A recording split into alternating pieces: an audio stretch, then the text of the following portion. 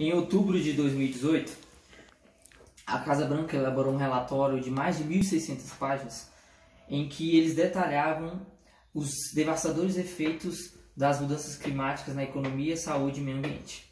Apesar da participação de mais de 300 cientistas e 13 agências ambientais, o presidente Donald Trump disse não acreditar.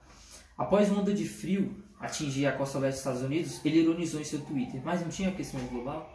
Em 27 de março de 2019, o presidente do Brasil, Jair Messias Bolsonaro, afirmou que não houve ditadura militar no Brasil. Em uma entrevista concedida ao jornalista José Luiz da Atena, ele disse o seguinte, abre aspas, "Temos de conhecer a verdade. Regime nenhum é uma maravilha. Onde você viu uma ditadura entregar o governo de uma forma pacífica? Então, não houve ditadura. Teve apenas alguns probleminhas." E não para por aí, né? Em setembro de 2019, o guru do governo, astrólogo Olavo de Carvalho, ao debater sobre a questão do terraplanismo, afirmou o seguinte, abre aspas para o astrólogo, "Para mim essa questão de terra plana é como qualquer outra, ninguém tem certeza de porra nenhuma. As pessoas sensatas se divertem com a investigação, os neuróticos se ofendem com a pergunta." Em abril de 2019, o chanceler do governo, o ministro Ernesto Araújo, afirmou que o nazismo era um movimento ligado à esquerda. E como essa declaração teve muita repercussão, tanto no Brasil como internacionalmente, uma jornalista perguntou ao presidente Bolsonaro, "Presidente, o que você acha da declaração do chanceler? O nazismo era ou não era de esquerda?" Ele falou, abre aspas, "Não há dúvida, não é? Partido Socialista, como é que é? Da Alemanha? Partido Nacional Socialista da Alemanha", respondeu o presidente. Talvez você esteja se perguntando qual é a relação entre esses fatos citados. A relação é que esses fatos citados têm ligação com o movimento que nós e outros têm denominado negacionismo. Queremos que você curta o vídeo, compartilhe e continue com a gente para você entender melhor esse conceito. Bom, o negacionismo é a posição de quem nega um fato científico ou um consenso, um fato histórico ou um consenso científico baseado apenas na opinião, apenas no achismo. Então não é uma refutação do dado ou do fato com um estudo, mas assim uma refutação pela opinião pessoal, sem fundamento e sem base nenhuma. Esse conceito que ele falou tem muito a ver com outro conceito, né? Em 2016, a Universidade de Oxford definiu como termo do ano o conceito de pós-verdade. E o que é pós-verdade? Pós-verdade é um conceito que nós estamos vivendo, é quando a opinião pessoal e as crenças das pessoas impactam muito mais do que os fatos.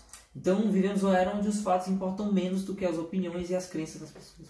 E esses dois conceitos somados, o negacionismo e a pós-verdade, ele gera a lamentável situação que nos encontramos hoje, onde fato histórico e consenso científico, eles são equiparados à opinião pessoal. A pessoa refuta um fato porque ela acha, não, eu não concordo, eu discordo e é minha opinião. Não é assim. Isso é um movimento negacionista. E para o negacionismo pouco importa se você tem dados, estudos, fatos. O que importa é se a notícia, o suposto fato que chegou, ele gera reações emocionais em mim, me faz sentir melhor e reforça as crenças já existentes. Então, para resumir, o negacionismo é um movimento que nega a história, os fatos históricos e os consensos científicos que foram obtidos através de estudos, de dados, de pesquisas, apenas por negar, na opinião pessoal, levando para o campo da emoção ou do achismo. E o negacionismo ele nega com base em interesses políticos e pessoais, achismo, e não com base em estudo.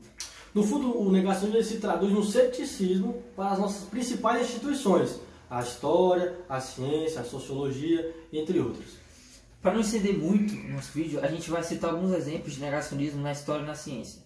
Na história, nós temos como exemplo de revisionismo histórico o nazismo, que os historiadores reconhecem como um movimento de extrema-direita, que cresceu na Europa para combater o comunismo, mas os negacionistas espalhados pelo mundo afirmam que o nazismo foi de esquerda. Já sobre a ditadura militar, que é um movimento que vem crescendo muito no Brasil, o negacionismo da ditadura militar, muitos adeptos dessa onda negacionista afirmam que 64 a 85 não foi um regime antidemocrático, mas sim um regime onde os militares governaram. Mas veja, de 64 a 85 houve prisões, torturas, fechamento do Congresso, cassação de direitos políticos, o desaparecimento de inimigos políticos. Vejam, todos esses fatos eles vão contra o Estado Democrático de Direito. Então, em um período que tudo isso ocorre simultaneamente, não tem como dizer que não é uma ditadura, ainda mais dominada pelos militares. Apesar desses fatos mencionados, o presidente Bolsonaro, ao longo de sua carreira política, sempre insistiu que não houve nenhum movimento ditatorial. Em uma dessas falas polêmicas e emblemáticas, nós temos o caso da votação do impeachment em 2016. Abre aspas para o então deputado. Perderam em 64, perderam agora em 2016. Contra o comunismo, pela nossa liberdade. Em memória do coronel Carlos Alberto Brilhante Ustra. O pavor de Dilma Rousseff, eu voto sim. Carlos Alberto Brilhante Ustra, o coronel homenageado por Bolsonaro, ele era um dos torturadores mais famosos da época da ditadura. O Ustra torturou a Amelinha Telles. A Amelinha afirmou na Comissão da Verdade que ela, o seu esposo, a sua irmã e seus filhos foram torturados. Ela ficou no pau de arara, passou pela palmatória, levou choques, sofreu abusos sexuais. E o pior, os torturadores levavam seus filhos para a verem cheios de sangue e urina em uma situação deplorável. A família da Amelinha, da qual ele mencionou, a família Telles, ganhou uma ação em primeira instância contra o Ustra em 2008, sendo que ele foi o primeiro a ser reconhecido como torturador. Esse torturador elogiado pelo presidente tinha um método muito particular de tortura, que era colocar rato na vagina de mulheres. E os casos de tortura não param em Amelinha e nem desconhecidos. Eles chegam até as pessoas que hoje são bastante conhecidas, como a ex-presidente Dilma Rousseff, a jornalista Miriam Leitão e o caso do jornalista Herzog, que foi morto na época da ditadura e forjaram o seu suicídio. Então, ocorreram diversas torturas entre pessoas não famosas e pessoas que são famosas hoje em dia. 20 mil pessoas foram torturadas, mais de 400 pessoas sumiram, foram mortas, tem pessoas que até hoje procuram seus entes queridos, não sabem o que aconteceu, além da cassação de mais de 4 mil mandatos. Apesar de todos os fatos, dos dados que estão disponíveis em livros, revistas e documentários, nós vivemos hoje uma onda crescente de pedido de volta da ditadura. A exemplo disso, ontem, 19 de abril de 2020, em Brasília e em vários estados, ocorreram manifestações pedindo a volta da ditadura e a implementação de um novo AI-5. AI-5 que decretou o fechamento do Congresso e a cassação de vários líderes políticos. E o pior, esse movimento antidemocrático e pró-ditatorial, ele foi endossado e apoiado pelo presidente Jair Messias Bolsonaro, que inclusive compareceu nas manifestações ao som e aos gritos de AI-5, AI-5, AI-5.